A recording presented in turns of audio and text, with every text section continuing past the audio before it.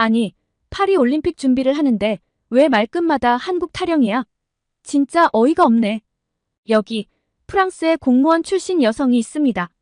파리 올림픽 준비로 극심한 스트레스에 시달리고 있는데 그 원인이 엉뚱하게도 한국이라네요. 한국 생각만 하면 이가 갈리던 이 여성은 곧 한국행을 앞두고 있다는데요. 대체 무슨 사연일까요? 오늘의 사연 시작합니다. 안녕하세요. 저는 프랑스 파리 출신으로 파리시청에서 근무하는 자드라고 합니다. 약 1년 전부터는 파리올림픽 조직위원회에 협력해서 일을 하고 있고요. 저는 지금 잠시 한국에 와 있는데요. 파리로 돌아가면 휴직을 하고 파리를 완전 떠나 한국으로 갈 예정입니다. 아마 1년의 반은 프랑스, 반은 한국에서 지내지 않을까 싶어요. 제 예비 남편이 한국인이거든요. 생각해보면 참 신기한 일이에요. 저는 한국을 싫어하는 수준을 넘어 정말 증오하는 사람 중 한 명이었거든요. 아, 이게 무슨 말인가 싶으시겠죠? 한국을 그렇게 싫어했는데 예비 남편이 한국인이라니 이 여자 뭐야 싶으실 텐데요. 이게 어떻게 된 이야기인지 하나씩 이야기를 해볼게요. 제가 한국을 싫어했던 이유는 다름 아닌 엄마 때문이에요. 엄마가 젊고 예뻤던 시절 첫 남자친구가 한국 사람이었다고 해요. 남자는 회사에서 프랑스 지사로 발령을 받아서 오게 된 사람이었다는데 같은 층 사무실을 쓰던 엄마는 복도에서 마주친 한국 남자에게 한눈에 반해버렸다고 합니다. 믿거나 말거나이지만 그 한국 남자분도 엄마에게 첫눈에 반했다고 고백했었대요. 눈이 마주치자마자 불꽃이 튀었다나요. 그렇게 두 분은 연애를 하며 엄마는 인생에서 가장 행복한 시간을 보냈다고 합니다. 자상하고 엄마 하나만 바라보고 아주 젠틀하고 또 일도 굉장히 성실하게 잘했다고 하네요. 좀 의아하시죠? 프랑스 남자들이 훨씬 로맨틱하고 자상하지 않나 하고요. 아니요. 전혀 아니거든요. 한국 남자들이 훨씬 멋있고 자상해요. 한국에서 보는 프랑스 남자들의 이미지는 자상하고 로맨틱한 사람이라고 하던데 저는 그 이야기를 듣고 진짜 배를 잡고 웃었습니다. 프랑스 남자들이 얼마나 가볍고 책임감이 없는데요. 바람 피우는 것도 자유고 이혼율도 진짜 높아요. 엄마가 그 시기를 회상할 때면 엄마 얼굴이 발그레하게 물드는데 20대에 어리고 예뻤던 엄마는 이런 얼굴로 그 한국 남성분과 연애를 했겠구나 싶었습니다. 그래요. 엄마에겐 좋은 추억이겠죠. 하지만 제게는 너무 슬픈 이야기예요. 솔직히 그 한국 남자분이 우리 엄마를 가지고 논 느낌이거든요. 엄마는 정말 애틋한 첫사랑이 맞는데 그 한국 남자분은 그냥 가볍게 생각했던 것 아닌가 싶어. 전 정말 한국 사람도 한국도 싫어요. 두 분이 헤어지게 된 이유는 당시 한국 남자친구분이 결국 한국으로 돌아가게 되었는데 둘 다 경제적으로 넉넉하지 않아서 장거리 연애의 어려움을 끝내 이겨낼 수 없었다고 하더라고요. 저는 이 이야기를 들으며 코웃음을 쳤죠. 남자 쪽 부모님의 반대가 있었다 하더라도 정말 사랑하면 극복했어야 하는 거 아닌가요? 그리고 장거리 연애도 정말 마음이 있다면 극복할 수 있어야 하는 거 아닌가요? 그 정도 어려움도 극복을 못하는데 대체 무슨 사랑 타령인지 어이가 없었습니다. 그쪽은 엄마 생각은커녕 이름도 잊어버렸을 텐데 대체 무슨 주책이람. 그리고 아빠랑 이혼을 하게 된 것도 그 한국 남자 탓이 좀 컸다고 생각해요. 물론 아빠도 잘한 건 없어요. 아빠는 겉보기로는 유쾌하고 멋진 사람으로 평가받지만 엄마와 제게는 끔찍한 아빠였습니다. 바람을 피우고 다닌 걸로도 모자라 엄마와 제게 폭력을 휘둘렀거든요. 엄마와 저는 꽤 오래 참고 살았습니다. 왜 그렇게 오래 참고 살았나 바보 같아 라고 생각할 수도 있는데요. 원래 프랑스가 유럽에서 가정폭력, 아동학대를 많이 하는 나라로 유명하거든요. 한 해 가정폭력 살인사건 방지에만 4,700억 원이 투입될 정도고 프랑스의 유도 금메달리스트도 가정폭력 때문에 눈두덩이에 시퍼런멍이 든 채로 기자회견을 할 정도였다니까요. 워낙 그런 사이니까 이런 건 참아야 하나 보다 하고 살았던 거예요. 그리고 엄마랑 연애할 때에는 꽤 달콤하고 로맨틱했는데 결혼을 하고 나서는 본색을 드러냈다고 하고요. 주로 술을 마시면 이런 악몽이 펼쳐졌는데 주요 레퍼토리는 그 한국 남자였습니다. 아직도 잊지 못한 거 아니냐 지금도 그놈 생각 중이지 하면서요. 어린 마음에 아빠도 바람 피우고 다니면서 대체 왜 그런 걸로 트집을 잡지 싶었어요. 지금도 잘 이해는 안 갑니다. 엄마는 짧은 결혼 생활 내내 아빠의 폭력에 시달렸고 생명의 위협까지 느끼게 되어 엄마는 어린 저를 데리고 이혼을 했어요. 엄마가 너무 안쓰럽고 불쌍하기도 한데 한편으로는 그 한국 남자가 아니었다면 아빠의 폭력적인 성향이 나타나지 않았을 거란 생각도 들었어요. 그럼 이혼도 안 했을 거고 엄마가 고생도 덜 하지 않았을까 하는 생각을 하게 되더라고요. 그런데 엄마는 제가 아주 어렸을 때부터 관계에 있어 가볍기 짝이 없는 프랑스 남자를 만나지 말고 자상하고 친절한 한국 남자를 만나 행복한 결혼 생활을 했으면 한다는 이야기를 많이 했어요. 엄마가 저를 생각해서 하는 말인 건 아는데 들을 때마다 그렇게 짜증이 나더라고요. 결국 한국 남자에게 버림받았으면서 자존심도 없나 싶은 생각뿐이었죠.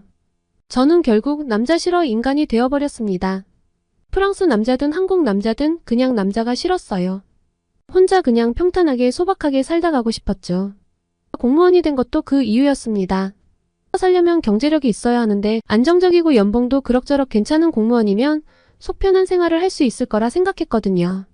엄마가 이혼 이후 힘겹게 사는 것을 봐서 저는 공무원이라는 제 직업이 꽤나 만족스러웠습니다. 적어도 엄마의 노후, 그리고 내 몸을 하나 건사하는 데는 꽤 괜찮은 직장이라고 생각했죠. 꽤 만족스럽고 평탄한 삶을 누리던 제게 파리올림픽이라는 악재가 닥쳐왔습니다. 왜 악재냐면 제가 원래 담당하던 업무에서 파리올림픽 조직위원회와 협력하는 부서로 인사이동이 있었거든요. 이후 제 귀에는 계속해서 한국 메들리가 울려 퍼졌습니다. 파리올림픽을 준비하며 가장 먼저 벤치마킹을 했던 게 바로 한국의 평창올림픽이었어요.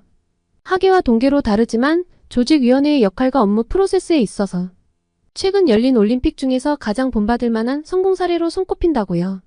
뭘 할 때마다 한국 자료를 보라니 영 기분이 좋지 않았습니다. 알아요. 한국이 성공적으로 올림픽을 치러냈고 당연히 배울 점도 많죠. 일을 하며 제 개인적인 감정은 배제를 해야 할 텐데 프랑스의 한류가 그렇게 유행할 때에도 한 번 관심을 주지 않았던 한국의 자료만 주구장창 들춰보고 있으려니 한 번씩 한숨이 절로 나왔습니다. 그래도 맡은 업무니까 최선을 다해야 한다고 생각했어요. 그런데 걸림돌이 너무 많았습니다. 저 같은 말단 직원들이 열심히 일을 하면 뭐하나요? 위에서 자꾸 이상한 지시만 내려오는데.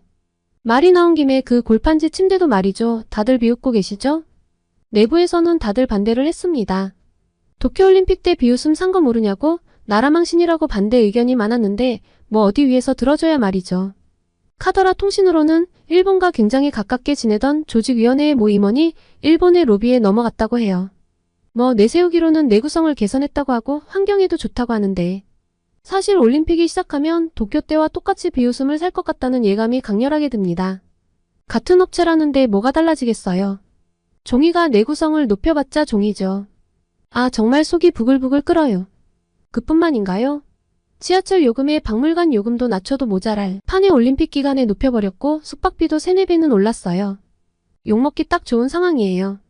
이런 걸 나라에서 좀 관리를 했어야 하는데 타이밍을 놓쳐버렸죠. 나라 이미지를 좋게 만들려고 올림픽을 여는데 욕을 먹으려고 개최하는 건가 싶은 생각입니다. 빈대 생강의 수질도 빨리 해결할 대책을 내놓으라고 하는데 솔직히 저희 같은 공무원들이 어떻게 한 번에 해결을 할 수 있겠어요? 애시당초 아주 오랫동안 더러웠고 세균이 득식을 한 건 지나가는 유치원생도 알 정도고 입수 금지가 된 지도 정말 오래됐어요. 수질 개선 작업에만 2조 넘게 퍼부었는데 세금은 세금대로 날리고 사람들은 모두 다 같이 협력해서 이 일을 해결할 생각을 해야 하는데 서로 문제를 떠밀고만 앉아있으니 일이 제대로 해결될 리가 있나요? 올림픽 일을 하게 된 작년부터 제 스트레스는 정말 어마어마했어요. 그래서 휴가를 냈습니다. 파리올림픽이 얼마 남지 않은 시점에 휴가를 갈 수 있다는 게 신기하시겠죠? 제 입으로 이런 이야기를 하는 게 좀 그렇긴 한데요. 사실 프랑스 공무원들은 그다지 열심히 일을 하는 편이 아닙니다. 오죽하면 몇 년 전에 주 35시간은 채워서 일하라며 법안을 통과시켰겠어요. 애시당초 프랑스의 행정 자체가 아주 바쁘게 돌아가는 편이 아니라서 주 35시간을 일한다 한들정 크게 불만이 없지만요. 공무원 수가 많아서 사실 좀 대충 일해도 티가 안 나거든요. 어쨌든 전 맡은 일을 그래도 꽤 성실하게 하는 편이고 올림픽과 상관없이 제 휴가는 공무원들에게 주어지는 연간 5주의 유급휴가 중 일부를 이용해서 정당하게 제 휴가를 쓴 것이니 잘 놀다 와야지 란 생각만 가지고 출발했습니다. 여행지는 남프랑스였어요. 그래도 양심 있게 일주일만 휴가를 냈거든요. 그래서 외국에 나가면 비행기에서 버리는 시간이 많을 것 같아 기분 전환은 할 수 있대 이동 거리가 짧은 남프랑스를 택했죠. 일주일의 시간을 알차게 보내기 위해 쇼핑을 엄청 했습니다. 비키니에 예쁜 원피스 구두를 사재끼며 스트레스를 풀었어요. 쇼핑을 너무 많이 했는지 휴가지로 출발하는 제 캐리어는 마치 한 달 정도 해외여행을 가는 사람 마냥 거대했습니다. 엄마는 패션쇼를 하러 가냐고 혀를 차셨죠. 업무에서 벗어난다는 건 언제나 즐겁지만 정말 그 휴가는 특별했습니다. 그리고 제게 죽을 때까지 잊을 수 없는 기억을 안겨줬죠. 이 휴가에서 지금의 남자친구를 만났거든요. 어떻게 만났냐고요? 거대한 캐리어 2개를 끌고 예약한 호텔로 가려는데 택시가 너무 안 잡히는 거예요. 관광객들이 많이 몰리는 시기이다 보니 제 차례는 돌아오지 않더라고요. 떼약변 아래 계속 기다리다가 통구이가 될 것 같아 그냥 걸어가기로 했습니다. 하늘하늘한 원피스에 구두를 신고 거대한 캐리어 2개를 끌고 가는 모습이 우스꽝스러울 테지만 어쩔 수 없었어요. 그런데 젠장 돌길 때문에 캐리어 바퀴가 부서진 거예요. 엎친 데 덮친 격으로 새로 산 샌들의 높은 굽이돌 사이에 꼈습니다. 캐리어가 쓰러지지 않게 버티면서 돌 사이에 낀 구두굽을 빼기 위해 몸부림을 치는데 굽이 부러지면서 저는 캐리어와 함께 큰 소리로 자빠지고 말았습니다. 진짜 되는 일이 하나도 없다 싶었죠. 주위 사람들이 웅성웅성하며 쳐다보는데 지금 내가 선글라스를 끼고 있는 게 천만다행이다 싶었어요. 아픔보다 쪽팔림이 더 커서 무릎에서 피가 나는지도 몰랐죠. 굽이 부러진 구두를 벗어던져버리고 일단 빨리 가겠다는 일념으로 바퀴가 빠진 캐리어를 쿵쿵거리며 끌고 가려는데 갑자기 누가 제 캐리어를 확 잡더라고요. 강도인 줄 알고 날카로운 비명과 함께 주저앉았죠. 그런데 아무 일도 안 일어나는 거예요. 질끈 감았던 눈을 떠보니 웬 동양인 남자가 두 손을 들어올리고는 미안하다고 도와주려고 했다며 엄청 곤란한 얼굴을 하고 있었습니다. 멀쩡한 차림새, 꽤 깔끔한 얼굴, 향긋한 냄새. 누가 봐도 휴가를 온 사람이었습니다. 그래도 경계를 완전 풀 수는 없어 째려보는데 유창한 프랑스어로 지금 당신 상황이 구두굽도 부러지고 캐리어 바퀴도 고장나서 이동이 너무 어려워 보여 도와주려고 했다고 하더군요. 그리고 자기가 호텔 입구까지 짐을 들어다 주겠다고 했어요. 이 남자를 믿어도 될까? 여전히 의심은 풀 수 없었지만 워낙 사람이 많은 관광지이고 제가 묵을 호텔이 외진 곳이 아니니 괜찮지 않을까 싶었습니다. 무엇보다 일단 굽이 부러진 구두로는 도저히 걸을 수 없었어요. 조심스럽게 끄덕이며 호텔명을 이야기하자 남자가 활짝 웃었습니다. 저도 그 호텔에서 묵는데 잘 됐네요. 제가 로비까지 도와드리면 되겠어요. 좀 날카로운 인상이라고 생각했는데 웃으니까 귀엽더라고요. 솔직히 경계심이 풀리는 얼굴이었습니다. 그런데 이 남자 당황스러운 행동을 하더라고요. 자기 운동화를 벗어서 저보고 신으라는 거예요. 대체 이게 무슨 짓이냐며 손사래를 쳤는데 제 무릎을 가리키더군요. 지금 그쪽 무릎에서 피나는 거 모르죠? 한쪽 구두굽이 완전 부러졌는데 그 구두 신고 억지로 끌고 가다가 다시 넘어지면 정말 큰일 날 것 같아서 그래요. 저는 발바닥 찜질도 할 겸 맨발로 갈 테니 운동화 신어요. 이제껏 살며 남자를 한 번도 안 만나본 탓에 또래 남자에 대한 데이터가 없던 저는 도무지 뭐라고 해야 할지 모르겠더라고요. 이게 받아도 되는 호의가 맞나 싶어 얼떨떨해하고 있는데 남자가 씩 웃더니 제 발을 들어 자기 운동화를 끼워주곤 빨리 가자며 손짓을 했습니다. 운동화가 좀 크긴 했지만 꽤 푹신하고 편안했어요. 태어나 처음 받아본 남자의 배려였습니다. 호텔에 도착하고 보니 그 남자의 발바닥은 새까매졌고 땀을 비오듯이 흘리고 있더라고요. 이렇게 선한 사람인데 강도로 오인했던 게 미안해졌습니다. 용기를 내어 말을 꺼냈어요. 제가 너무 죄송해서 그런데 혹시 오늘 저녁에 일정이 어떻게 되세요? 괜찮다면 제가 저녁을 사고 싶어요.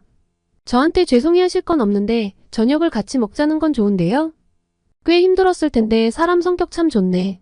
저도 모르게 중얼거리며 저녁 약속을 잡았습니다. 호텔방에 들어와서 씻고 옷도 갈아입고 화장을 다시 하는데 이상하게 들뜨더라고요. 난생 처음 느껴보는 느낌이었습니다. 캐리어 2개를 다 펼쳐놓고 열심히 옷을 고르다가 갑자기 머리를 한 대 맞은 것 같더군요. 남자 싫어 인간인데 내가 지금 왜 이러지? 미쳤나? 생전 처음 느껴보는 느낌을 혼자서 열심히 분석하다가 휴가지라서 내가 좀 들떠서 그런가 보다 하고 생각을 접었습니다. 뭔가 뱃속이 간질거리는 느낌이라 그 생각을 더 이어가면 안 될 것 같았어요. 그렇게 로비에서 다시 만난 그 남자는 한결 더 멋졌습니다. 씻고 나왔는지 향기로운 향이 감도는데 패션 센스도 남다르고 무엇보다 피부가 몹시 빛났습니다. 저보다 더 좋은 것 같더라고요. 뭔가 알 수 없는 설렘으로 식당에 마주 앉아 통성명을 했는데 뭔가 이상했습니다. 이름이 도준이라는 거예요. 이런 이름은 한국 사람들 이름 같은데 이상해서 어느 나라 사람이냐고 물어보니 아니나 달라 한국 사람이라고 하더라고요. 마음에 누군가가 총을 쏴버린 느낌이었습니다. 한국인이라니 본능적으로 꺼려졌죠. 문제는 그 본능을 이 남자가 이겨버렸어요. 성별을 떠나 이렇게 이야기가 잘 통하는 사람은 처음이었어요. 한국과 프랑스를 왔다 갔다 하며 무역을 하는 사람이라고 하던데 유머러스한 건 물론 아주 젠틀하고 지적이었죠. 이상했어요. 남자와 함께 있는 것이 이렇게 편하다니. 엄마를 부양해야 한다는 내면의 스트레스, 알게 모르게 쌓여있던 외로움이 도준 씨를 통해 달래지는 느낌이었습니다. 무엇보다 도준 씨 앞에서 제가 꽤 매력적인 여자가 되는 느낌이었어요. 그 다음날도 다다음날도 도준 씨를 보고 싶다고 생각이 들었죠. 식사 후 해변을 거닐며 우리는 자연스럽게 니스의 곳곳을 함께 거닐었습니다. 골목골목을 누비며 아기자기한 가게들을 구경하는 게 정말 즐겁고 수영을 하고 스쿠버 다이빙을 하며 즐기는 순간순간이 행복했죠. 도준 씨는 배려심이 깊은 사람이었어요. 이 사람의 타고난 본성이 다정한 사람이라는 걸 느낄 수 있었죠. 둘째 날도 셋째 날도 아주 당연하고 자연스럽게 우리는 함께했고 어느새 연인의 모습이 되어 있었습니다. 모든 순간을 함께하며 둘도 없는 연인의 모습이었지만 헤어질 시간이 분명히 명시된 서글픈 연인이었지만요. 그래서일까요? 헤어질 날이 가까울수록 의도적으로 우리는 이별에 대한 이야기를 피했습니다. 그리고 니스에서의 마지막 날이 다가왔죠. 일주일이라는 짧은 시간 동안 만난 건데 울고불고 할 일도 아니고 외국 남자고. 여름 휴가철에 아주 짧은 불장난, 재미있었던 추억 정도로 기억하면 되겠지 하고. 정말 쿨하게 보내줄 생각이었습니다. 그런데 생각하면 생각할수록 가슴 한가운데가 뻥 뚫린 느낌이었습니다. 대체 이게 무슨 감정인지 혼란스럽더라고요. 이 짧은 기간을 연애라고 정의하기도 웃긴 걸 머리로는 아는데 이런 공허함은 처음이라 스스로도 당황스러웠어요. 일반적인 프랑스 사람들은 2, 3년 넘게 만나도 사랑해 라는 고백을 하지 않는 경우도 많거든요. 사랑해 라는 고백은 정말 연인임을 인정했을 때나 하는 말이고 저는 이때껏 이 말을 입 밖으로 뱉어본 적이 없었어요. 남자와 대화도 제대로 나눈 적이 없었던 저였는데 처음으로 이게 사랑인가? 하는 생각이 들더라고요. 하지만 이런 생각을 빨리 접어야 한다고 해서 자신을 다그치고 있었어요. 엄마처럼 버림받는 그런 연애는 하고 싶지 않았거든요. 이 남자는 달랐습니다. 자드 내가 한국과 프랑스를 왔다 갔다 하는 사람이라 정말 고민을 많이 했는데 널 놓치면 후회할 것 같아. 우리가 함께했던 일주일을 잠깐의 불장난이 아니라 평생 함께할 행복한 인연의 시작으로 기억하고 싶어. 나랑 평생 함께해 줄래? 남자 싫어 인간이었던 저는 이 다정한 한국 남자에게 넘어가 버리고 말았습니다. 일주일간의 짧은 시간이었지만 제 인생을 걸어봐도 되겠다 싶을 정도의 믿음을 준 도준 씨는 정말 대단한 사람이라고 생각했어요. 함께 파리로 돌아오고 나서 도준 씨와 저의 연애는 본격적으로 시작되었습니다. 프랑스 남자를 만나본 적이 없어서 저는 애인의 모든 기준이 도준 씨였는데 시청 내에서 저는 많은 여직원들의 질투 섞인 관심을 받게 됐어요. 다들 한국 남자가 그렇게 멋진 줄 몰랐다면서 도준 씨 친구를 소개해달라는 동료들도 있었죠. 저는 잘 몰랐는데 한국 드라마에서 남자 주인공들이 그렇게 멋지게 나온다면서요? 그런데 뭘 이야기해도 다 도준 씨랑 들어맞는 거예요. 동료들이 드라마나 영화 이야기를 하며 이런 건 다 환상이겠지 할 때마다 저는 속으로 아닌데 실제는 그거보다 훨씬 멋진데 라고 중얼거리게 되더라고요. 첫 연애가 장거리 연애에 외국인인 건 아무런 문제가 되지 않았습니다. 시차가 느껴지지 않을 정도로 제게 연락을 해줬고 수시로 통화를 하고 프랑스로 올 때면 언제나 저를 제일 먼저 보러 달려와줬거든요. 게다가 엄마는 내가 늘 꿈꾸던 일이 일어났다며 엄청나게 행복해했고요. 그래서 그 스트레스 많은 파리올림픽 준비도 꽤 견뎌낼 수 있었습니다. 테러 위협과 혹시 모를 사고에 대비해서 보안구역을 설정하고 거주자 QR코드를 제시하게 하는 과정에서 정말 많은 반발이 있었거든요. 생강 주변이 보안구역으로 지정되면서 노천 상인들의 불만도 컸고요. 그뿐인가요? 파리 시내에 노숙자들이 많은데 노숙자들도 교외로 이동하는 일도 있었습니다. 시민단체들은 강제적 사회정화 작업이라며 연일 시위를 벌였죠. 하지만 어쩔 수 없었어요. 저는 위에서 지시하면 따라야 하는 일개 공무원일 뿐인데요. 이 과정에서 느껴지는 무력감과 화는 도준 씨와의 영상통화면 스르르 녹아내렸습니다. 언제나 제게 긍정적인 말들로 제 자존감을 높여주는 도준 씨는 첫 만남에서 벗어준 운동화처럼 아주 푹신하고 포근한 사람이었어요. 그런데 정말 못 견디겠다 싶은 순간이 찾아왔습니다. 빈대도 모자라 모기의 dengu열까지 퍼져버린 거예요. 지난해 대비 13배나 높아졌는데 사람이 모기를 어떻게 막나요? 모기에게 좋은 기후 환경이라 퍼진다는 거라는데 제가 날씨를 바꿀 수도 없고요. 방역을 시행하고는 했지만 시스템이 포화 상태라서 빠르게 진행이 되지 않는 상황에 정말 무기력해지더라고요. 지친 얼굴로 퇴근을 했는데 집 앞에 도준 씨가 와 있었습니다. 중요한 미팅이 있어 하루 정도는 연락이 잘 안 될 거라더니 어떻게 여기 와 있나 했는데 알고 보니 제가 너무 지쳐 보여서 급하게 제일 빠른 비행기표를 끊고 왔다고 하더라고요. 저도 모르게 눈물이 왈칵 났습니다. 넓디 넓은 도준 씨의 품에 안겨 한참을 울고 나니 스트레스가 풀리더라고요. 그리고 저는 한 번 더 눈물이 터지고야 말았죠. 자드 너가 일 때문에 스트레스를 받고 우는 모습이 너무 보기 안타까워. 내가 오래 고민을 했는데 나랑 결혼하자. 그리고 한국에 가서 살면 어때? 이렇게 울어서 눈이 퉁퉁 부어있는데 청혼이라니. 하지만 너무나 행복했습니다. 그리고 저는 잠시 휴직을 하기로 결정했어요.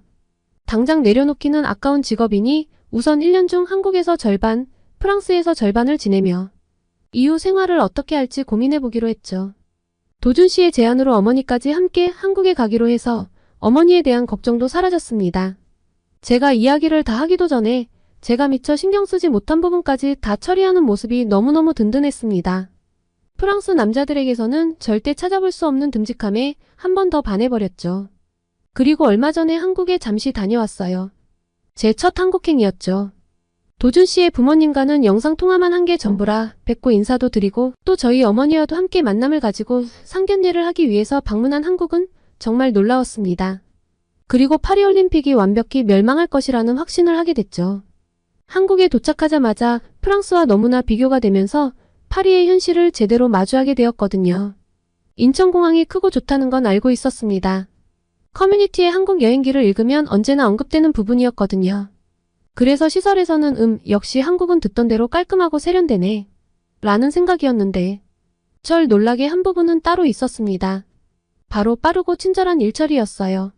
사실 프랑스 사람들의 일처리가 이렇게 빠르질 않아서 처음에는 당황스러울 정도였죠. 수속이 이렇게 빨리 이루어질 수 있다고? 그리고 모든 직원들이 이렇게 친절하다고? 프랑스와 비교하면 모든 게 매끄럽고 정확하며 몹시 친절해서 저도 모르게 웃음 짓게 되던데요. 잘 몰라서 질문을 드리고 싶어요. 한국 공항에서 근무하시는 분들은 공무원인가요? 사기업이라도 놀라울 정도였지만 공무원이라면 진짜 기절할 것 같아서요. 파리에서는 한 번도 만나본 적 없는 친절과 속도에 얼떨떨하기도 하고 좀 어이도 없었습니다. 그리고 이 업무 처리 속도보다 더 빠른 게 있다는 것도 어이가 없었죠. 어떤 속도냐고요? 다들 예상하시다시피 와이파이 속도예요. 사실 프랑스가 유럽권에서는 인터넷 속도가 아주 느린 나라는 아니거든요. 제가 파리에 살아서 더 그럴 수도 있는데 아주 큰 불편을 느끼진 않고 살아왔습니다. 그런데 한국은 공항에서부터 무료 와이파이가 심지어 모바일로 접속하는데도 하나의 막힘없이 바로바로 터지더라고요. 프랑스 파리는 모바일 인터넷 속도가 한국의 절반 정도 되는 느낌이라 비교가 엄청나게 됐죠. 한국은 뭐든 이렇게 빨리 이루어지는 나라구나 싶어. 드라마에서 봤던 모습이 하나의 과장도 없다는 사실에 정말 놀라웠습니다. 한국에 와서 보니 달리 평창올림픽이 잘 된 게 아니다 싶더군요. 예전에 한국으로 연수를 갔다 온 동료들이 하나같이 입을 모아 칭찬했던 이유가 있었어요. 이렇게 사람들이 빠릿하니 잘 될 수밖에 없지 않을까 하고 속으로 중얼거리며 어머니와 함께 도준 씨의 안내에 따라 지하철을 타러 갔는데요. 저희가 머무를 호텔이 명동역에 있었거든요.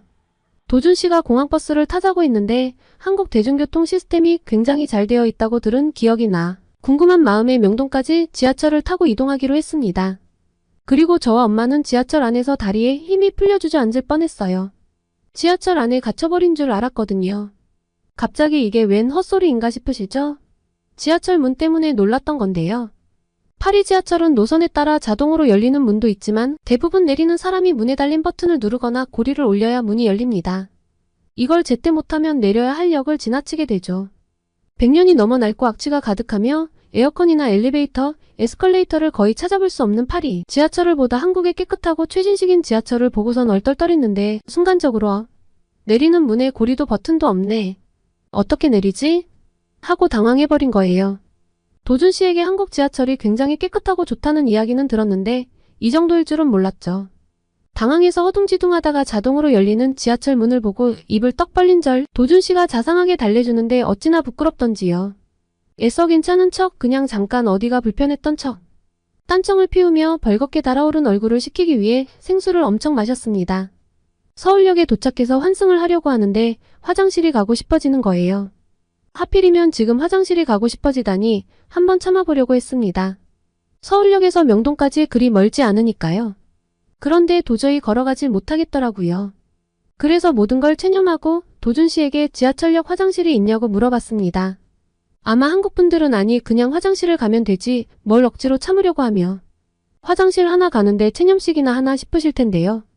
혹시 파리 지하철을 이용하시며 유료 화장실 이용해 보신 적 있으세요? 아마 아무도 없으실 거예요. 여행 책자에서도 분명 웬만하면 가지 말라고 설명할걸요? 이유요? 정말 더럽거든요. 1유로의 돈을 받는 게 어이가 없을 정도로요. 파리 지하철 역사 내 유료 화장실은 정말 장염 수준이 아닌 이상엔 절대 이용하고 싶지 않아요. 배가 아파서 뛰어들어갔다가도 배가 아픈 게 사라지는 수준의 암모니아, 냄새와 제대로 청소가 되지 않은 더러운 상태는 정말 최악이에요. 뭘 드시는 분들이 있으실까봐 자세한 이야기는 못하겠지만 변기에 있을 것이 바닥에 있기도 하고 변기에 계속 머무르면 안 되는 것들이 둥둥 떠다니곤 합니다. 안에 들어가면 밑으로 나오려던 게 입으로 튀어나올 것 같은 느낌이죠. 전 파리에 살면서 정말 죽을 것 같은 상황이 아니면 절대 이용하지 않는 게 바로 지하철역 화장실이에요. 그런데 한국은 무료고 청소해주시는 분들이 계셔서 바닥이 아주 청결하더라고요. 칸칸이 휴지도 가득 차 있었고요. 세면대도 깨끗했죠. 파리의 웬만한 쇼핑몰이나 백화점 유료 화장실보다 훨씬 깨끗하더라고요. 제가 알기로 한국 지하철은 공공시설로 알고 있는데 이렇게 관리가 잘 되다니 이래서 한국 하는구나 싶더라고요. 한국에 와서 보니 이제서야 평창올림픽을 다녀왔던 조직위원회 사람들이 말끝마다 평창 하는 것도 이해가 갔고요.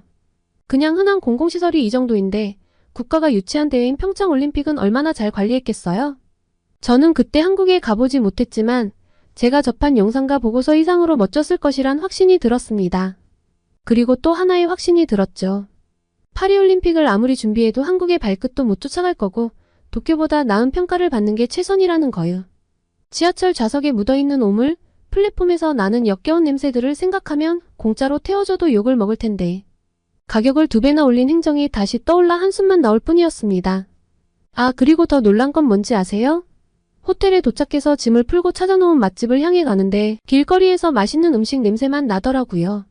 의아한 마음에 멈춰서서 한 번 더 킁킁거려 보았습니다. 그리고 주위도 둘러보았죠. 오 세상에, 한국은 길거리에서 지린내가 나지 않더라고요. 굴러다니는 개똥도 없고요. 프랑스를 와보신 분들은 아실 텐데요. 프랑스는 향수, 빵, 와인, 치즈 말고도 유명한 것이 있습니다. 지린내와 개똥이에요. 프랑스는 바게트, 빵, 치즈, 와인 말고도 지린내로도 유명하답니다. 길거리에서 노상방뇨하는 사람들이 많기 때문인데요. 노상방뇨를 막아보겠다고 공공소변기도 설치를 했었는데 별 효과는 없었어요. 어찌나 지린내가 심한지 현지인들도 코를 막고 다닐 정도의 냄새라서 파리에 여행을 왔던 분들이 제일 먼저 충격을 받는 부분 중 하나인데 특히 더운 여름에는 사람들의 체취와 향수, 냄새에 지린내가 뒤섞여 파리에서 평생을 살아온 저도 머리가 띵할 정도의 역겨운 냄새가 나요. 그리고 길거리에는 개똥도 뒹굴고 있죠. 사람들이 잘 안 치우기 때문입니다. 파리올림픽이 여름에 열리는데 관광객들은 길거리 지린내와 개똥에 엄청난 충격을 받겠죠. 사실 별 생각이 없었는데 한국과 비교를 하니 파리의 모든 것이 하나하나 다시 보이더군요. 한국처럼 파리를 전부 바꿔버리지 않는 이상 아무래도 이런 청결한 도시는 찾기 어렵겠죠. 보면 볼수록 이 올림픽이 한국에서 열렸어야 한다는 생각이 들더라고요. 저 혼자 어떻게 할 수 없는 문제라고는 하지만 한국의 모습을 눈으로 직접 확인하니 파리가 진짜 문제가 심각하구나 느껴져서요. 하지만 제겐 도준씨가 있으니 걱정은 없죠. 저는 휴직이 아니라 퇴사를 하고 한국에서 새로운 삶을 찾기로 결심을 했습니다. 저는 평창 이야기를 들을 때마다 한국인들이 국가 이름을 걸고 하는 행사니까 잘 준비했겠지, 사람 사는데 다 비슷하지 않을까? 했는데 이 말은 적어도 한국에 있어선 성립이 안 되네요. 첫날은 가볍게 쉬고 다음 날은 쇼핑을 하기로 했어요. 도준씨 부모님을 만나기 전 도준씨가 저와 어머니에게 예쁜 옷을 사주기로 했거든요. 겸사겸사 한국 구경도 하고요. 더현대라는 곳이 구경하기 좋겠다고 해서 여의도로 가기로 했습니다. 그리고 이동을 하면서 한국을 잘 느껴보기 위해 버스를 타기로 했죠. 도준씨가 자기도 오래간만에 버스를 탄다며 휴대폰 앱을 하나 깔더군요. 이 앱을 깔아놓으면 버스가 언제 오는지 확인할 수 있으니 편하다고 했죠. 정류장에서도 확인할 수 있는데 혹시 모르니 앱을 깔고 가자고 하던데요. 파리 사람들도 이런 앱을 쓰긴 씁니다. 정류장에도 표시는 돼요. 언제 온다고요? 그런데 전 별 기대를 하지 않았어요. 왜냐면 파리는 워낙에 공사도 잦고 파업도 수시로 있어서 대중교통이 시간 맞춰 온다는 걸 기대하기는 어렵거든요. 기본적으로 지연도 잦고 교통체증이 심한 것까지 더해지니 버스를 타고 어딘가에 제 시간에 도착한다는 것은 거의 불가능에 가깝습니다. 어디 예약한 것도 아니고 편하게 쇼핑하러 가는데 괜찮아 하며 버스 정류장에 도착했는데 사람들이 웬 박스 안에 들어가 있더라고요. 안에 들어가 본 전 소스라치게 놀랐습니다. 날이 더우니 햇볕을 피하고 기다릴 수 있게 칸막이를 만든 건가? 했는데 그 수준이 아니더군요. 작은 집 같던데요? 버스가 언제 오는지 알려주는 건 기본에 휴대폰 충전에 공기청정에 냉난방에 공공 와이파이 안전을 위한 CCTV까지.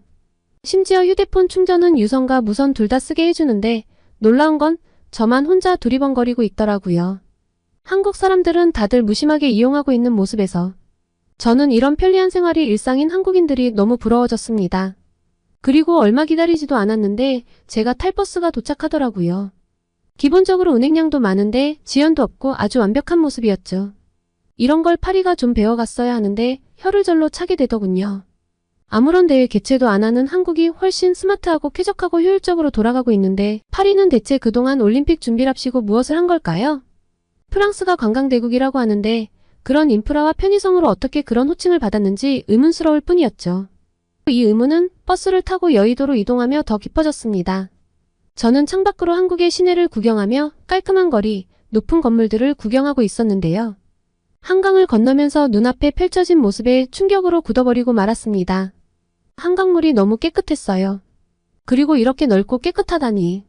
도준 씨랑 같이 본 한국 드라마에서 가끔 주인공들이 한강에 가서 맥주를 마시거나 달리는 모습을 봤는데 영상으로 접했을 땐 이렇게 크고 깨끗하고 멋지다고는 생각을 하지 못했거든요. 파리 세느강과는 비교도 되지 않는 깨끗함이었습니다. 여기서라면 수영대회가 가능하지? 라고 저도 모르게 중얼거리게 되더라고요. 강물 정화 작업을 한다고 돈도 엄청 퍼부었고 여러 프로젝트를 시행했지만 여전히 쓰레기가 둥둥 떠다니고 냄새도 나거든요. 그리고 유람선에서 기름과 매연이 여전히 나오고 있죠. 한강도 유람선이 있는 것 같던데 한강물은 어떻게 그렇게 깨끗할까요? 사실 세느강은 영화나 노래 가사에서 미화가 많이 되어 그렇지 한강과 비교하면 그냥 구정물이에요. 파리 시민인 전 놀러와서 세느강 유람선 투어를 하는 관광객들이 안쓰러울 뿐입니다. 그분들이 냄새를 즐기러 온 건 아닐 텐데 말이죠. 게다가 세느강은 폭도 한강에 비교하면 좁은 편이에요. 대체 무슨 생각으로 세느강에서 올림픽 수영대회를 개최하려고 하는지 그 아이디어를 최초로 낸 사람의 얼굴이 머릿속에 둥둥 떠다니더군요. 한국 분들이 파리올림픽 시청을 하시면서 눈살을 찌푸리실 걸 생각하니 벌써부터 죄송하네요. 하나하나 더 열거할 수 없을 정도로 한국을 둘러보는 내내 파리와 하나부터 열까지 너무나 비교가 되었는데 한국이 기술도 발달하고 살기가 좋은 이유는 기본적으로 한국 사람들의 시민의식이 뛰어나기 때문이라는 것이 제 결론입니다. 깨끗하고 깔끔하며 효율적인 걸 추구하니 기술도 빠르게 발전하고 또 유지도 잘 되는 거죠. 아무리 멋지게 조경을 해놓아도 또 유명한 관광지라도 쓰레기와 개똥, 노숙자들로 가득하다면 다 망가질 게 뻔하잖아요. 아, 어디가 유명 관광지에 쓰레기, 개똥, 노숙자들이 가득하냐고요? 파리요. 노상방뇨도 하는데 쓰레기는 못 버리겠어요? 생각하면 그저 한숨만 나오네요. 게다가 한국은 몹시 안전하죠. 휴대폰을 손에 쥐고 다녀도 되고 주머니에 넣어 다녀도 되고 가방이 입을 벌린 채로 돌아다녀도 소매치기 걱정을 하지 않는 나라. 아니, 오히려 따라와서 가방에서 떨어진 지갑을 주워주는 나라. 흔히 유럽 국가들이 이야기할 때 집시나 이민자들이 소매치기를 하고 관광객만 타깃이 된다고들 하지만 파리는 파리지행들도 소매치기를 당하거든요. 늘 긴장을 하며 다녀야 하는데 이렇게 긴장을 하지 않고 다니다니 한국은 정말 환상적인 곳이에요. 게다가 도준 씨 부모님은 도준 씨처럼 멋지고 따뜻한 분이어서 저는 평생 한국에 살고 싶어졌습니다. 처음 저를 보자마자 환하게 웃으며 손을 잡아주시는데 마치 제 부모님을 만난 것 같이 마음이 편해지더라고요. 저희 어머니가 오래전 익혀둔 한국어로 인사를 하니 깜짝 놀라며 좋아하셨는데 도준 씨 부모님도 프랑스어로 인사를 해주셨습니다. 배려심이 깊은 분들이셨어요. 그리고 전통 한정식집으로 갔는데 엄청나게 멋진 곳이더라고요. 좀 조용하고 얌전하게 있고 싶었는데 식사를 하러 간 식당이 엄청 으리으리해서 눈이 저절로 돌아갔습니다. 건물 전체가 다 식당이라니 이미 규모에서 압도당했는데 나온 상차림을 보고 기절할 뻔했습니다. 한꺼번에 수많은 반찬과 음식이 엄청나게 깔리더라고요. 너무 당황해서 도준 씨에게 속삭였습니다. 왜 이렇게 음식을 많이 시킨 거야? 이거 우리가 다 못 먹을 것 같은데. 프랑스는 미식의 나라라고 보통 이야기하잖아요. 저는 다른 건 몰라도 요리에 있어서는 프랑스 요리가 최고라고 생각했는데 이날 한정식을 먹어보고 생각이 바뀌었어요. 한꺼번에 여러 가지를 동시에 먹는 것이 좀 어색했는데 이유가 있더군요. 같이 먹을 때 조화로운 음식들이 많았어요. 특히 잡채와 갈비찜은 제 입맛에 딱 맞았고요. 어머니는 그동안 한국에 대한 그리움을 한 번씩 파리의 한국 음식점에 가서 달랬는데 진짜 한국에서 이렇게 한식을 먹으니 너무나 행복해하셨고 저 역시도 뭘 먹어도 맛있어서 정말 멋진 식사를 했습니다. 저희가 이렇게 잘 먹는 모습을 보시고는 부모님께선 엄청 좋아하셨는데요. 제가 아무래도 외국인이고 한식에 대해 좋은 인상을 주고 싶어 고민을 많이 하고 식당을 고르셨다고 해요. 도준 씨가 친절하고 배려심이 깊은 건 다 부모님을 닮아서인가 봐요. 그리고 저도 어머니도 내심 걱정했던 문제인 제가 프랑스인이라는 문제는 부모님께서는 너희만 좋다면 다 상관없다고 하셨어요. 어디에서 어떻게 살든 둘이 배려해가면서 산다면 오히려 같은 나라 사람들끼리 사는 것보다 훨씬 좋을 거라며 제가 꼭 한국에 안 와도 되니 어디에서 어떻게 살아나갈지도 서로 충분히 논의해서 정하라고 하셨죠. 그런데 아무래도 휴직이 아니라 퇴사를 하게 될 것 같아요. 한국 같은 곳이 있는데 굳이 프랑스에서 지낼 이유는 없잖아요. 그래도 1년 넘게 제 청춘을 바친 파리올림픽이니 한국 분들 모두 관심 있게 지켜봐 주셨으면 좋겠어요. 여름에 올림픽 중계를 보시다가 답답하거나 뭔가 문제가 있었단 뉴스가 뜨면 한국보다 못하니 어쩔 수 없지 라는 마음으로 너그럽게 이해를 해주세요. 저는 남은 한국 일정을 좀 더 행복하게 즐겨보려고 합니다. 나중에 아예 한국으로 오면 한 번 더 소식을 전하겠습니다. 한국은 중국 문화를 모두 베껴서 자기들 것인 것처럼 이야기하고 있죠. 한국인들은 모두 뻔뻔해요. 여기 미국의 하버드 대학교 강의실 안한중국 학생이 한국은 모두 중국의 문화를 베껴가는 야만적인 국가라며 거품을 물고 있습니다. 조용히 듣고 있던 한국 남학생이 웃으며 일어나고 말을 시작하자 중국 학생은 충격으로 무릎을 꿇고 마는데요. 대체 무슨 일일까요? 두 번째 사연 시작합니다. 안녕하세요. 저는 하버드 대학교에서 인류학을 전공하고 있는 제니퍼입니다. 하버드는 세계에서 가장 명망 높은 대학 중 하나로 다양한 국적의 학생들이 모여 공부하는 곳이죠. 저는 이곳에서 글로벌 문화에 대해 배우는 과목을 수강하게 되었어요. 이 과목은 전 세계의 다양한 문화를 이해하고 그 속에서 공통점과 차이점을 찾아내는 것을 목표로 하고 있어요. 수업에는 미국, 유럽, 아시아, 아프리카 등 다양한 국적의 학생들이 참여하고 있죠.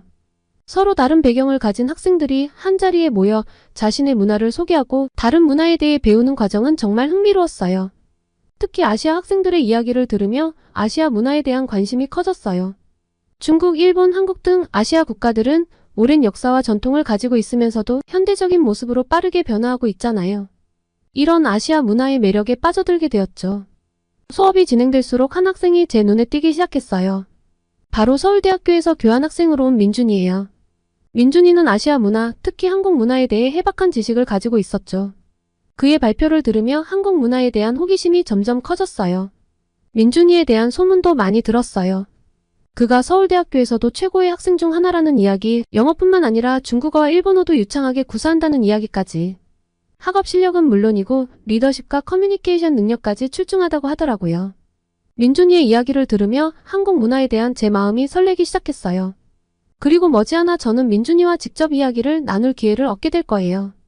그 만남이 제 인생에 어떤 영향을 미칠지 지금부터 기대가 됐죠. 글로벌 문화 수업이 진행되면서 서울대학교에서 온 교환학생 민준이에 대한 관심이 높아지고 있었어요. 저 역시 그에 대해 많은 이야기를 듣게 되었죠.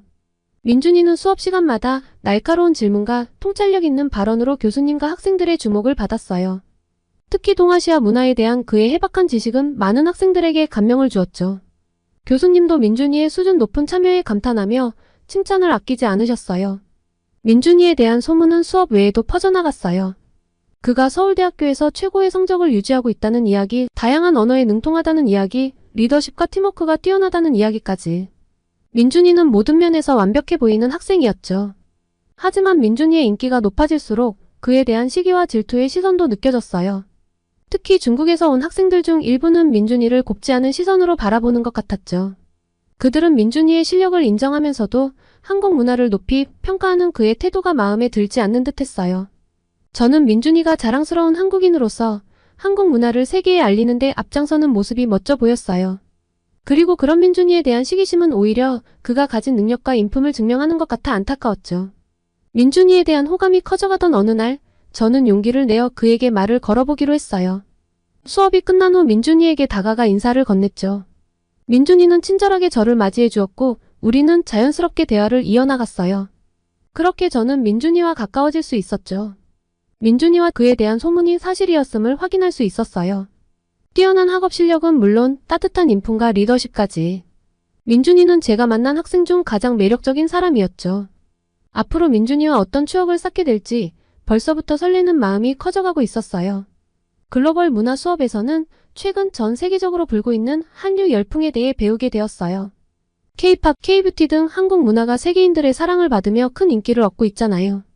이런 한류 열풍의 배경과 영향력에 대해 깊이 있게 공부할 수 있었죠. 수업 중 민준이의 발표가 특히 인상 깊었어요. 그는 한류의 성공 요인을 설명하면서 한국 문화의 독특성과 우수성을 강조했죠. K-팝은 흥겨운 멜로디와 역동적인 안무로 전 세계 젊은이들에게 어필하고 있고, K-드라마는 공감할 수 있는 스토리와 배우들의 연기력으로 시청자들을 사로잡고 있다고 설명했어요. 또한 K-뷰티는 혁신적인 제품과 스킨케어 노하우로 글로벌 뷰티 산업에 큰 영향을 미치고 있다고 강조했죠. 민준이의 발표에 많은 학생들이 공감을 표했어요. 하지만 중국에서 온 학생 웨이의 반응은 달랐죠. 그는 한국 문화가 중국 문화를 모방했다며 한류의 인기가 일시적인 현상에 불과하다고 주장했어요. 웨이는 중국의 오랜 역사와 전통을 강조하며 중국 문화야말로 세계에서 가장 우수하다고 말했죠. 웨이의 발언에 민준이는 침착하게 대응했어요. 그는 중국 문화의 위대함을 인정하면서도 한국 문화의 독창성을 설명했죠. 한국은 중국과 일본 등 주변 국가들의 문화를 받아들이면서도 그것을 한국만의 방식으로 발전시켜 왔다는 거예요. 그 결과 한국 문화는 전통과 현대를 조화롭게 아우르는 독특한 매력을 지니게 되었다고 강조했죠. 민준이의 논리적인 설명에 많은 학생들이 수긍했지만 웨이는 쉽게 물러서지 않았어요. 그는 계속해서 중국 문화의 우월성을 주장하며 한국 문화를 폄하하는 발언을 쏟아냈죠. 교수님께서 웨이의 발언을 제지하셨지만 수업 분위기는 매우 껄끄러워졌어요. 저는 웨이의 태도에 실망했지만 민준이의 모습에 감탄했어요.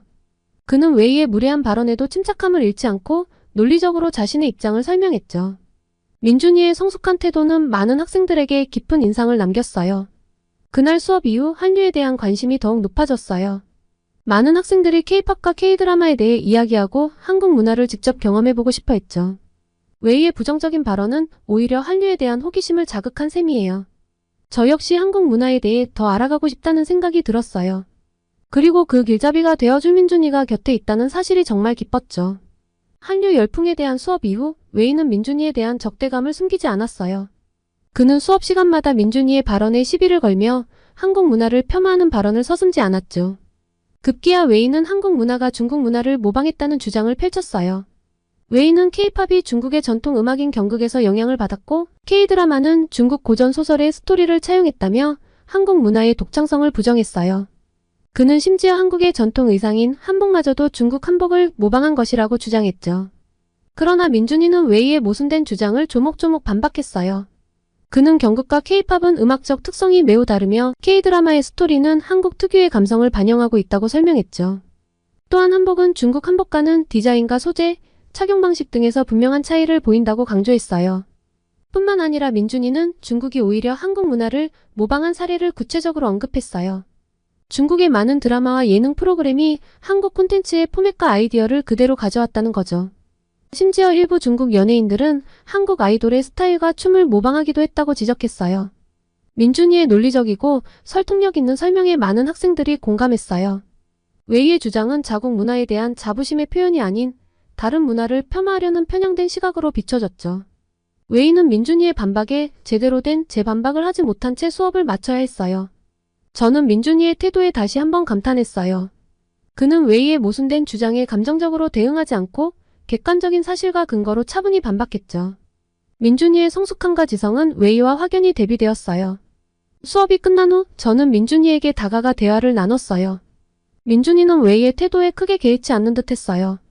그는 문화 간의 교류와 영향은 자연스러운 현상이며 서로 존중하고 배우는 자세가 중요하다고 말했죠. 저는 민준이의 열린 사고방식에 깊은 인상을 받았어요. 민준이와의 대화는 한국 문화에 대한 제 호기심을 더욱 자극했어요. 저는 민준이에게 한국의 역사와 전통, 현대 문화에 대해 더 알려달라고 부탁했죠. 그렇게 저희는 수업 외에도 한국 문화에 대해 깊이 있는 대화를 나누는 사이가 되었어요. 웨이의 모순된 주장은 결국 민준이의 진가를 드러내는 계기가 되었어요. 많은 학생들이 민준이의 식견과 인품에 감탄했고 저 역시 그를 더욱 존경하게 되었죠. 앞으로 민준이와 함께 한국 문화를 알아가는 즐거운 시간이 기다리고 있을 거예요. 글로벌 문화 수업이 끝난 후 저는 민준이와 함께 캠퍼스를 거닐며 이야기를 나누고 있었어요. 그때 웨이가 갑자기 우리 앞을 가로막으며 나타났죠. 그는 두 손으로 민준이의 멱살을 잡으며 다시 한번 모욕적인 발언을 쏟아냈어요. 넌 정말 한국이 잘났다고 생각하나 봐. 중국에 비하면 한국은 아무것도 아니야. 너희 문화는 모두 중국에서 베껴온 거라고. 내가 아무리 잘난 척해봤자 소용없어. 웨이의 적대적인 태도에 저는 깜짝 놀라 말을 잇지 못했어요. 하지만 민준이는 당황하지 않았죠. 그는 웨이의 손을 침착하게 떼어내며 차분한 목소리로 말했어요. 웨이, 너의 태도는 매우 실망스러워. 우리는 서로의 문화를 존중하고 배워야 해. 내가 한국 문화를 사랑하는 건 사실이지만 그렇다고 중국 문화를 폄하한 적은 없어. 너의 그런 편견과 오만함이 너 스스로를 올가매고 있는 거야. 민준이의 말에 웨이는 더욱 격분했어요. 그는 주먹을 들어 민준이를 향해 휘둘렀죠. 순간 저는 비명을 지르며 눈을 감았어요. 하지만 민준이는 재빠르게 웨이의 주먹을 피하고 그의 팔을 껴안아 제압했죠. 저는 민준이의 용감함과 기지에 감탄하지 않을 수 없었어요. 웨이, 우리 그만하자. 너의 그런 행동은 아무런 도움이 되지 않아. 내가 열등감을 느끼는 건 이해해. 하지만 그걸 폭력으로 표출한다고 해결되는 건 아니야. 제발 내 자신과 타인을 존중하는 법을 배우렴. 민준이의 말에 웨이는 힘이 빠진 듯 고개를 떨궜어요. 그는 민준이에게 사과하고 자리를 떠났죠. 민준이는 웨이가 언젠가는 자신의 잘못을 깨닫게 되길 바란다며 안타까운 표정을 지었어요. 이 사건은 제게 민준이라는 사람의 진정한 가치를 깨닫게 해준 계기가 되었어요. 그는 단순히 뛰어난 학생이 아니라 어려운 상황에서도 용기와 지혜, 따뜻한 마음을 잃지 않는 멋진 사람이었던 거죠. 저는 민준이에 대한 제 마음이 단순한 호감을 넘어 무언가 특별한 감정으로 변하고 있음을 느꼈어요. 앞으로 우리 사이에 어떤 변화가 있을지 궁금해졌고 한편으로는 설레는 마음이 커져갔죠.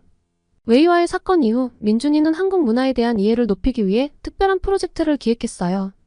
그는 하버드 내 학생들을 대상으로 한국의 전통과 현대 문화를 소개하는 일련의 이벤트를 준비한 거죠. 민준이는 저에게 이 프로젝트에 함께 참여해달라고 제안했어요. 저는 기쁜 마음으로 승낙했고 그의 열정과 노력에 깊이 감명받았죠. 우리는 한국의 전통 음식, 의상, 예술, 음악 등을 체험할 수 있는 부스를 마련했어요. 한복을 입어볼 수 있는 코너, 한국의 전통 악기를 연주해보는 코너, 한국 요리를 맛볼 수 있는 코너 등 다양한 프로그램을 준비했죠. 또한 K-팝 댄스 워크샵, 한국 영화 상영회, 한국어 강좌 등 현대 한국 문화를 접할 수 있는 기회도 마련했어요. 프로젝트가 시작되자 많은 학생들이 행사장을 찾아왔어요. 그들은 민준이가 준비한 다양한 체험을 즐기며 한국 문화에 대해 배우고 느끼는 시간을 가졌죠. 한복을 입고 사진을 찍는 학생들의 얼굴에는 행복한 미소가 가득했고 한국 음식을 맛보는 학생들은 감탄사를 연발했어요. 특히 K-팝 댄스 워크샵은 큰 인기를 끌었어요. 민준이가 직접 강사로 나서서 K-팝 안무를 가르쳐 주었는데 그의 열정적인 모습에 많은 학생들이 매료되었죠. 저 역시 민준이와 함께 춤을 추며 그와 하나 되는 기분을 느낄 수 있었어요. 프로젝트를 진행하면서 민준이의 리더십과 기획력에 많은 학생들이 감탄했어요. 그들은 민준이야말로 진정한 한국 문화 홍보대사라며 찬사를 아끼지 않았죠. 웨이를 비롯한 일부 중국 학생들도 민준이의 프로젝트에 참여하며 그들의 인식이 조금씩 변화하는 모습을 보였어요. 프로젝트를 마치고 나서 민준이는 제게 고마움을 표했어요. 그는 제 도움이 없었다면 이 모든 것이 불가능했을 거라며 따뜻한 미소를 지어 보였죠. 저는 민준이와 함께한 시간이 제 인생에서 가장 특별한 순간들이었다고 말했어요. 우리는 서로를 바라보며 그동안 느껴왔던 감정을 확인할 수 있었죠. 민준이의 프로젝트는 캠퍼스 내의 한국 문화에 대한 관심과 이해를 높이는 계기가 되었어요. 많은 학생들이 한국을 직접 방문해보고 싶다는 말을 했고 교내에서 한국어를 배우는 학생들도 늘어났죠. 하지만 무엇보다 소중한 건 이 프로젝트를 통해 민준이와 제가 더 깊은 유대감을 쌓을 수 있었다는 거예요. 우리의 특별한 인연은 새로운 장을 맞이하게 될 것만 같았어요. 민준이의 한국 문화 소개 프로젝트는 제 삶에 큰 영향을 미쳤어요. 한국 문화를 깊이 경험하면서 저는 그동안 한국에 대해 가졌던 편견과 오해들이 얼마나 어리석은 것이었는지 깨달을 수 있었죠. 한국은 제가 생각했던 것보다 훨씬 더 깊이 있고 매력적인 나라였어요. 수천 년의 역사 속에서 빚어진 전통과 눈부신 경제 발전으로 이룩한 현대 문화의 조화. 그것은 한국만이 가진 독특한 매력이었죠. 또한 민준이와 함께 보낸 시간은 저에게 있어 무엇과도 바꿀 수 없는 소중한 기억이 되었어요. 우리는 마치 오래전부터 알고 지낸 친구 같은 편안함과 서로에 대한 깊은 이해를 나눌 수 있었죠. 어느 순간 저는 민준이에 대한 제 감정이 사랑으로 발전했다는 것을 깨달았어요. 프로젝트가 끝난 후 저는 민준이에게 졸업여행으로 한국에 가보고 싶다는 말을 꺼냈어요. 제 고백에 민준이는 환한 미소를 지으며 제 손을 잡았죠. 제니퍼, 한국에 가면 내가 너를 위해 특별한 여행을 계획할게. 너는 한국에서 잊지 못할 추억을 만들 거야. 민준이의 따뜻한 말에 제 가슴은 한없이 벅차올랐어요. 저는 민준이와 함께라면 한국에서 정말 멋진 시간을 보낼 수 있으리라 확신했죠. 한국행 비행기에 오르기 전 저는 지난 시간들을 되돌아봤어요. 하버드에서의 만남, 글로벌 문화 수업, 웨이와의 갈등, 그리고 민준이와 함께 한국 문화 프로젝트까지. 이 모든 일들이 저를 새로운 세상으로 이끌어준 소중한 경험이었죠. 드디어 민준이와 함께 한국에 도착했습니다. 인천국제공항에 첫 발을 내딛는 순간 저는 눈이 휘둥그레졌어요. 제 눈앞에 펼쳐진 광경이 마치 미래도시에 온 것 같았거든요. 공항 건물 자체가 거대한 예술작품처럼 웅장하고 아름다웠습니다. 유려한 곡선과 독특한 디자인의 건축물, 그리고 그 안을 가득 메운 자연의 푸르름과 화려한 조명이 절묘한 조화를 이루고 있었어요. 마치 공항이 아니라 테마파크에 온 것 같은 느낌이랄까요? 공항 안으로 들어서자 한국 전통 문화를 느낄 수 있는 장식들이 곳곳에서 제 시선을 사로잡았습니다. 한복을 곱게 차려입은 인형들, 멋스러운 서예와 미나 작품들, 그리고 한국 특유의 아름다운 색채까지. 마치 한국 문화의 정수를 응축해 놓은 듯한 멋진 공간이었죠. 저는 입국 심사를 받는 내내 눈이 즐거워 자꾸만 주위를 둘러보게 되었답니다. 공항을 나와 서울로 향하는 길에서도 감탄이 절로 나왔어요. 민준이가 자랑했던 한국의 뛰어난 대중교통 시스템을 직접 경험할 수 있었거든요. 공항에서 서울 시내까지 편하게 이동할 수 있는 공항철도부터가 너무 인상적이었어요. 무거운 짐을 들고 복잡한 서울 시내로 갈 필요 없이 한 번에 목적지까지 데려다 주니 정말 편리하더라고요. 철도 안에서 보이는 서울의 풍경도 굉장히 멋졌답니다. 높게 솟은 빌딩숲과 울창한 산들, 그 사이로 유유히 흐르는 한강까지. 어찌 보면 현대적인 도시의 모습과 자연의 아름다움이 조화를 이루는 듯한 모습이었어요. 서울 도심에 도착해서는 눈이 휘둥그레질 수밖에 없었습니다. 거리 가득 펼쳐진 고층 빌딩들과 화려한 간판들, 분주히 오가는 사람들까지. 흡사 뉴욕이나 도쿄 같은 대도시를 연상케 했지만 저만의 독특한 매력을 풍겼달까요? 특히 밤이 되어 도시의 불이 켜지자 그야말로 숨이 멎을 정도로 아름다웠어요. 금빛 조명으로 반짝이는 건물들, 화려한 네온사인들, 그리고 거리를 가득 메운 사람들의 활기찬 에너지까지. 서울의 밤거리는 뉴욕과는 또 다른 매력으로 제 마음을 사로잡았답니다. 그런데 여러모로 감탄했던 건 한국에 발달된 IT 인프라였어요. 민준이 말로는 한국이 세계에서 인터넷 속도가 가장 빠른 나라 중 하나라고 하더라고요. 덕분에 일상생활의 많은 부분이 온라인과 모바일로 연결되어 있다고 했죠.